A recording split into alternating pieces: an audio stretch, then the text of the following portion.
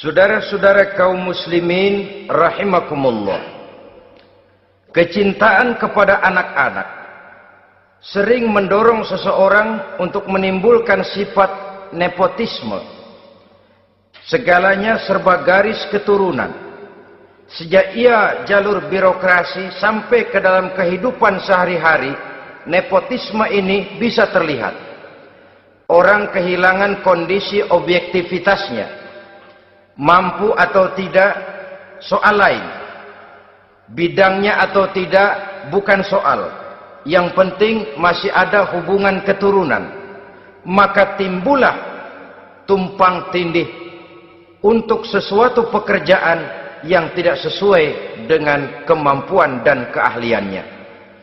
Di desa-desa kita melihat masjid, ketua masjid bapaknya, bendahara anaknya, sekretaris mantunya, Bilal besannya, kul beduk engkongnya. Pokoknya asal masih ada garis keturunan, masuk, tidak minggir.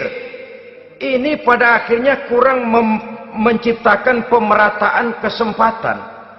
Iyalah kalau profesinya, tapi kan jarang yang demikian itu. Kita boleh cinta kepada anak-anak kita, tapi jangan lalu mempergunakan posisi yang kebetulan kita gunakan untuk menempatkan anak-anak kita lebih dari kemampuan yang mereka miliki. Nepotisme yang lahir. Sehingga ini bukan saja tidak mendidik, tapi mengakibatkan terjadinya tumpang tindih. Tidak lagi berprinsip the right man on the right job, bahwa orang harus ditempatkan sesuai dengan keahliannya.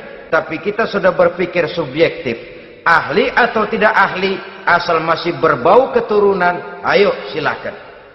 Nepotisme yang akan lahir. Oleh karenanya, mencintai anak adalah sesuatu yang merupakan perhiasan di dalam kehidupan. Wajar, tetapi harus kita menempatkannya sesuai dengan semestinya. Ini yang kedua. Yang ketiga, nafsu yang menghiasi hidup manusia itu adalah nafsu kepada wal qanatiril muqantarati minadz zahabi wal fiddah. Al qantarah ay al malul katsir. Kecintaan, kesenangan, nafsu kepada harta benda yang banyak daripada emas dan perak. Ini tentu sesuai dengan situasi dan kondisi. Kecintaan untuk mengumpulkan harta benda yang sebanyak-banyaknya, baik itu berupa emas, baik itu berupa perak. Ini cuma penyebutan beberapa jenis dari kecenderungan manusia kepada harta benda. Bukankah sering dikatakan orang bahwa manusia di dalam berhadapan dengan harta itu seperti meminum air laut. Makin diminum, makin kering tenggorokan, makin haus kita dibuatnya. Apabila watak ini kita perturutkan, maka manusia tidak akan pernah kenal puas, tidak akan pernah kenal cukup. Nabi kita memberikan peringatan. Lau anna libni Adam wadiyani min zahabin labtagha lahu mathalisan wa la yamla'u jawfa ibni Adam illa turab. Andai kata manusia mempunyai dua buah ladang yang seluruhnya berisi emas, akan puaskah manusia? Tidak. Mereka akan cari ladang emas yang ketiga. Wala yamla'u jawfa ibni Adam illa turab. Sungguh mulut manusia ini tidak akan pernah penuh terisi kecuali kalau sudah disumpal dengan tanah.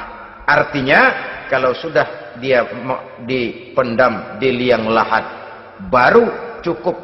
Tetapi sepanjang dia masih bergerak, masih hidup dan bernyawa, masih bisa berusaha dan berbuat, dia tidak akan pernah mengenal puas.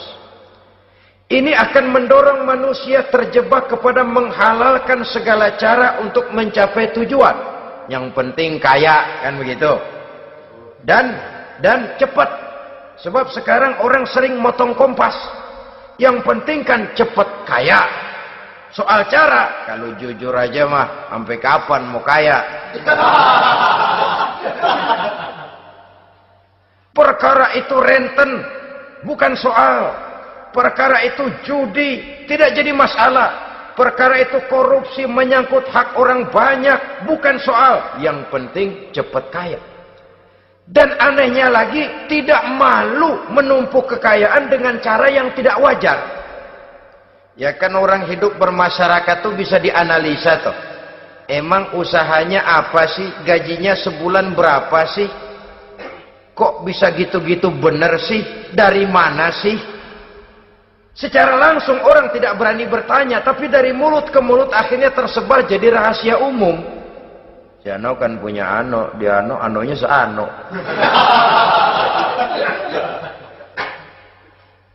Ini bisa jadi bahan pertanyaan dalam kehidupan, akhirnya jadi gunjingan. Orang sudah tidak terlalu peduli dari mana kekayaan itu diperoleh, yang penting kaya.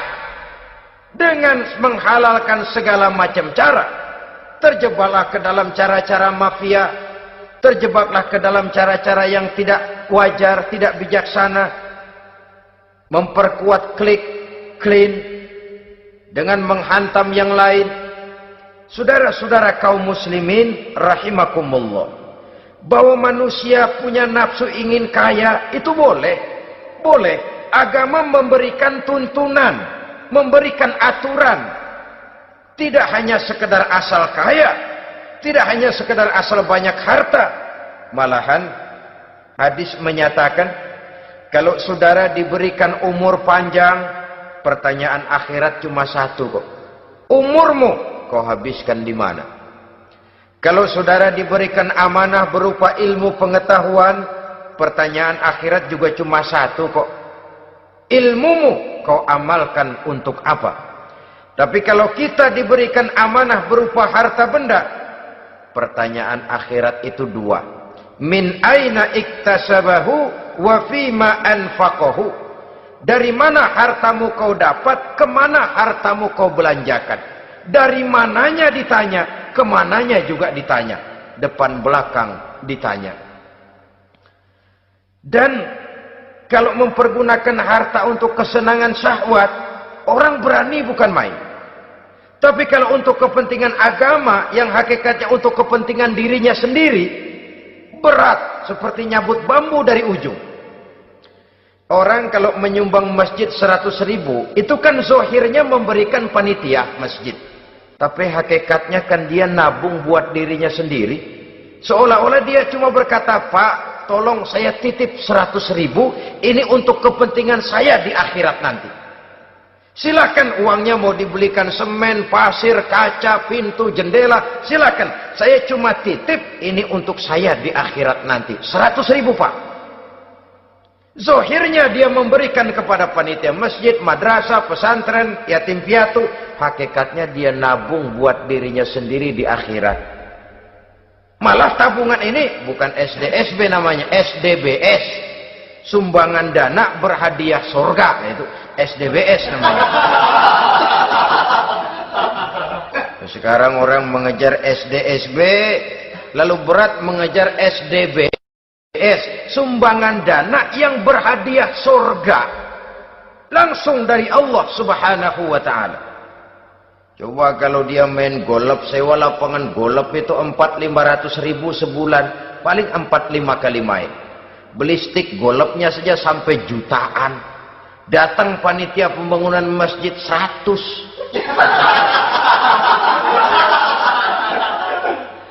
Minta didoain masuk surga lagi. Surga 100.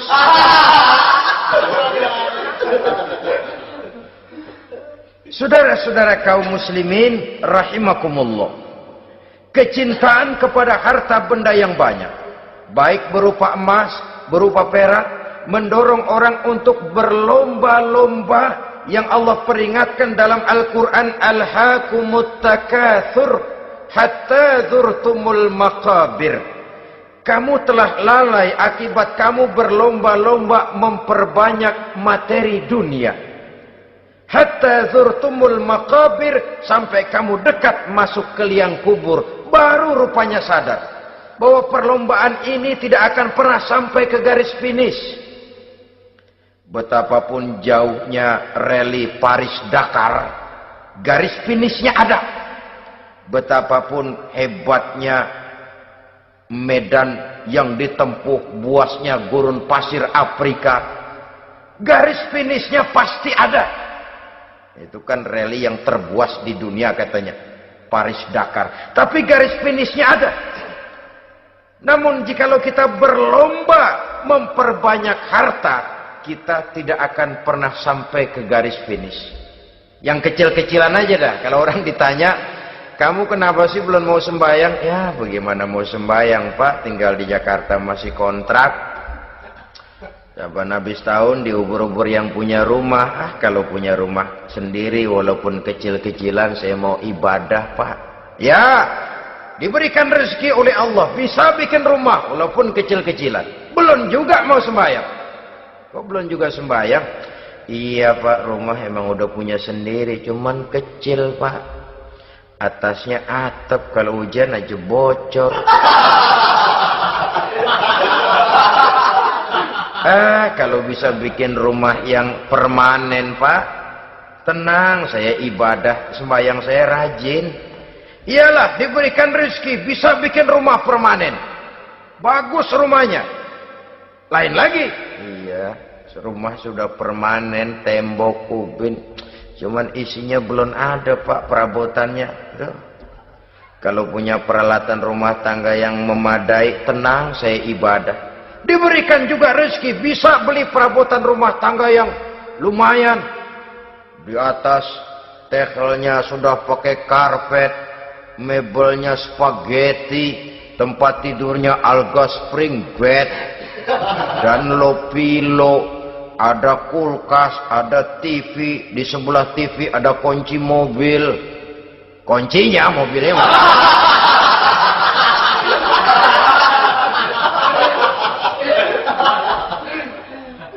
bagaimana? Sekarang sudah cukup perabotan. Perabotan sudah ada Pak, cuman kendaraan belum punya ini. Kemana-mana masih ngukur jalanan aja. Kalau punya kendaraan enak, kemana-mana cepet Pak, mau ke masjid juga getap dah, rajin. Diberikan rezeki, bisa beli kendaraan. Lain lagi nanti. Sudah punya sepeda, pengen punya motor, kepengen punya mobil, kepengen punya pesawat terbang, pengen punya kapal induk. Sudah punya kebun, pengen beli sawah, sudah punya sawah, pengen punya gunung, sudah punya gunung, laut diborong. Perlombaan materi tidak akan pernah membawa kita ke garis finish. Karena sifatnya sangat abstrak, bahkan akan mendorong kita seperti gurita. Cenderung kepada penyakit tamak bin rakus alias serakah. Dengan demikian saudara-saudara, bahwa kecintaan kepada harta merupakan nafsu, dan nafsu itu adalah perhiasan, dia bisa menjadi daya dorong positif. Kalau dalam upaya memperoleh harta itu kita tidak akan keluar dari tujuan keridhaan Allah. Saya cari nafkah, tapi yang Allah ridho. Saya ingin kaya, tapi dengan cara yang Allah ridho. Ini kunci yang akan menyelamatkan kita manusia dari perangkap menghalalkan segala cara. Ini yang ketiga.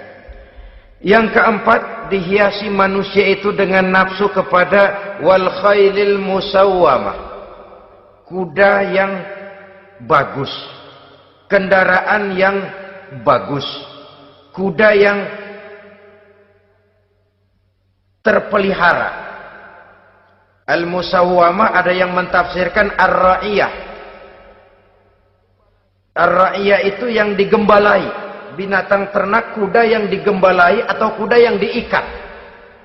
Artinya, kalau dulu kan yang namanya tuan-tuan tanah itu baru dibilang bejeger kalau kemana-mana naik kuda. Jet set zaman dulu itu udah kelompok jet set, itu kendaraan. Kalau sekarang baby benda, dulu mah kuda band.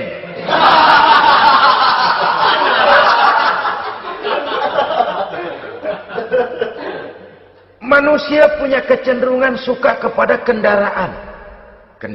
Apalagi di zaman sekarang ini, wah, iklan-iklan itu kan sangat menggoda kita. Melayani segala macam bentuk penjualan. Nah, ini lalu terangsang biar duit cekak. Kalau udah ngebaca itu, wah, berani banget dah. Tahu duit nggak mungkin cukup, tapi begitu baca melayani segala macam bentuk penjualan dengan fasilitas ringan. Nah, jadi dah. Jadi juga punya mobil, jadi dah. Perkara utang itu bakal nyekek leher, bukan soal. Kasihan saudara-saudara kita di daerah-daerah yang terjebak kepada iklan-iklan merangsang yang akhirnya di luar kemampuan. Sehingga terjebak pada saat dia harus mengembalikan kredit, dia tidak mampu, barang disita, uang hangus, nyengir deh. Bekipas sembari tahlil. Habis arang besi binasa. Bahwa kita menginginkan kendaraan yang serba baik, silahkan. Tiap akhir tahun ganti merek, keluar yang baru, ganti lagi. Itu kalau orang yang mampu. Buat kita yang tidak mampu, kenapa tidak bersyukur melihat yang lebih rendah di bawah kita? Alhamdulillah kita punya mobil, tangga kita cuma punya motor. Yang punya motor, syukur kita punya motor, bisa rada cepetan. Tangga sebelah punya sepeda, mana-mana kekejek mulu.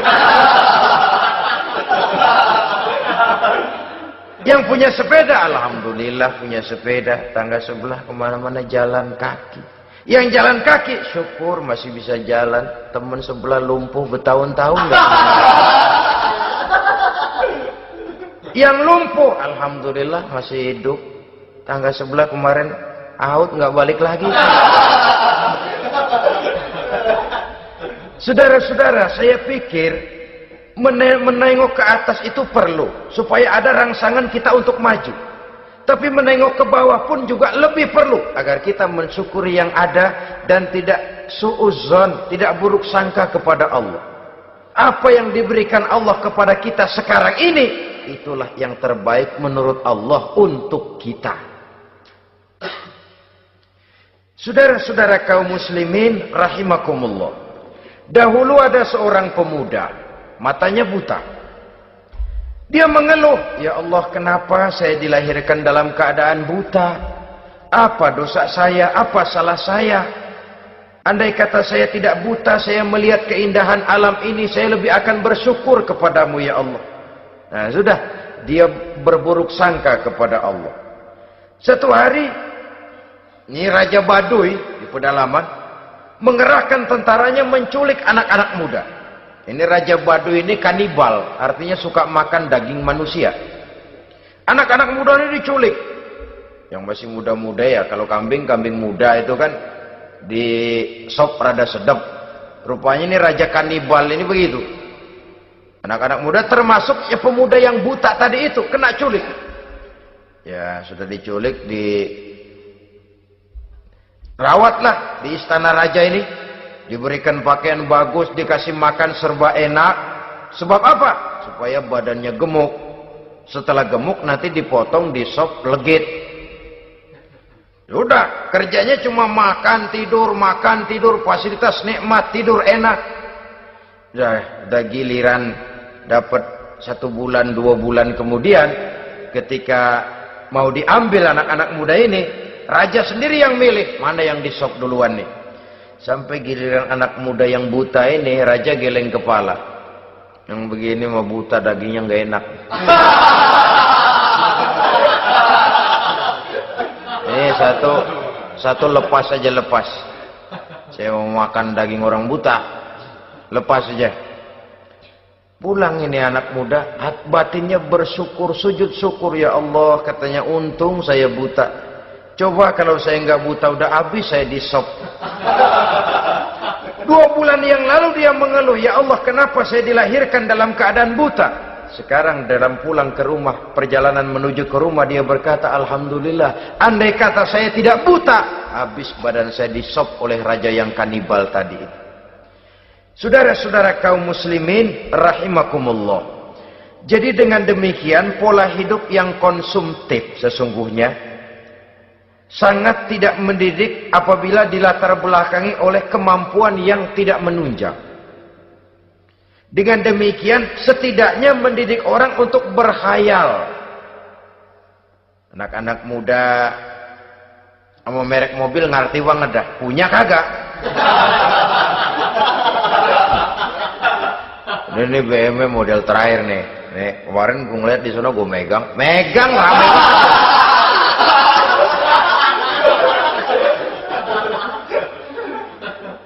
Tulul amal ini kalau tidak diimbangi dengan saluran yang positif, dia akan terjebak kepada penyakit tulul amal, panjang angan-angan. Baiklah ya, wal khailil musawwamah. Yang keempat, yang kelima maksud saya, wal an'am, cinta kepada binatang ternak. Manusia ini kan punya kecenderungan macam-macam. Setelah rumahnya bagus, hartanya banyak, kendaraannya cukup, ingin beternak. Jadilah peternak. Ini kecenderungan manusia, wajar saja sepanjang didapat dan dilakukan dengan cara-cara yang wajar. Wal hars, dan tumbuh-tumbuhan, bertani, bersawah, berladang, itu merupakan kecenderungan daripada manusia. Keseluruhan itu kata Allah, kecintaan kepada wanita, kepada anak, kepada harta benda, kepada kendaraan, kepada binatang ternak, kepada tumbuh-tumbuhan, zalika, semua itu mata'ul hayatid dunya, merupakan kesenangan hidup dunia. Berapa lama kesenangan hidup dunia? Sebentar, seumur manusia. Seumur manusia. Bahkan kadang-kadang pada saat dia masih hidup pun orang tidak sepenuhnya sempat menikmati kesenangan hidup dunia. Apabila ajal datang, selesailah kehidupan dunia sampai di situ. Orang-orang kafir, buat mereka surganya di dunia ini. Bila kehidupan di dunia selesai, selesailah sudah surganya sampai di situ. Kesemua itu janji kata Allah merupakan kesenangan daripada kehidupan di dunia. Wallahu indahu husnul ma'ab, dan Allah mempunyai tempat kembali yang sangat baik. Nah, setelah Allah menjelaskan semua itu, pada ayat yang ke-15 Allah memberikan jalan keluarnya. Memperturutkan nafsu kepada wanita, anak-anak, harta benda, kendaraan, binatang ternak. Bijaksanakah itu? Dalam ayat ke-15 surah Ali Imran ini Allah memberikan penjelasan tuntas. Qul a'unabbi'ukum bi khairim min zalikum. Katakan kepada mereka Muhammad, maukah kamu aku beri kabar yang lebih baik dari semua itu? Lebih baik daripada kesenanganmu kepada wanita, kepada anak-anak, kepada harta benda, kepada kendaraan dan sebagainya. Mau kamu aku beritahu yang lebih baik daripada semua itu? Jawaban tentu mau. Kalimatnya bukan ukhbirukum, a'unabbi'ukum. An-naba itu berita yang besar. Lain dengan al-khabar, itu berita biasa saja. An-naba, sehingga pembawa berita disebut nabi. Dari naba, yanbi. Pembawa berita yang benar. A'unabbi'ukum, maukah kau aku tunjukkan kepada satu berita yang benar-benar besar dan benar-benar lebih baik dari yang semua disebutkan tadi. Apa jalan keluarnya? Lillazina taqaw 'inda rabbihim jannatun tajri min tahtihal anhar. Bagi orang-orang yang bertakwa kepada Allah, mereka akan mendapatkan surga yang di bawahnya mengalir sungai. Khalidina fiha, mereka akan kekal di dalamnya. Wa azwajun mutahharah, dan mereka mendapat istri-istri yang suci. Waridwanum minallah, dan keridhaan daripada Allah subhanahu wa ta'ala. Kalau kamu hai orang-orang yang beriman, kalau kamu hai manusia menyangka bahwa nafsu kepada wanita, anak-anak, mengumpulkan harta benda, kendaraan yang menarik, binatang ternak dan tumbuh-tumbuhan itulah yang lebih baik untuk kesenangan dunia, memang itu kesenangan dunia. Tapi nih, seolah-olah kata Allah, nih saya kasih tahu kamu, aku beritahu yang lebih baik dari semua itu. Apa? Takwa kepada Allah. Kecintaan kepada wanita. Kalau takwa dasarnya, orang nggak amburadul, nggak semrawut, nggak pokoknya gue asal perempuan dan membuat terus. Tapi punya kaidah, punya norma. Demikian juga kepada anak-anaknya. Demikian juga kepada harta benda. Pokoknya asal harta, mau halal, mau haram, tekuk terus dah. Semuanya dilandasi oleh taqau, lillazina taqau, oleh ketakwaan kepada Allah. Nah, ketakwaan ini akan menghasilkan apa? Inda rabbihim jannatun tajri min tahtihal anhar. Melahirkan, menghasilkan surga yang di bawahnya mengalir sungai-sungai. Saudara-saudara kaum muslimin rahimakumullah, jika kita menyangka bahwa wanita bisa memberikan kesenangan, iya, kesenangan dunia. Jika kita menyangka bahwa harta benda bisa memberikan kesenangan, iya, kesenangan dunia. Jika kita menyangka bahwa kendaraan bisa memberikan kesenangan, iya, kesenangan dunia. Tapi kita tidak cuma ingin itu, kita ingin itu semua juga bisa membawa kesenangan akhirat. Caranya landasi dengan takwa. Kesenangan kepada wanita didasari dengan takwa. Maka jangan jadikan wanita cuma sekedar alat pemuas hawa nafsu. Kesenangan kepada anak-anak dilandasi dengan takwa. Maka anak-anak diarahkan kepada jalan yang diridhoi Allah. Kesenangan kepada kendaraan dilandasi dengan takwa. Maka kendaraannya selalu mengarah berjalan menuju jalan takwa, diridhoi oleh Allah Subhanahu wa ta'ala. Kalau tidak, tuh mobil asal lempengan Ancol gancang banget dah. Tapi giliran dihadapin ke masjid, mogok melulu mobil. Urusan ngaji ada aja halangannya tuh kendaraan.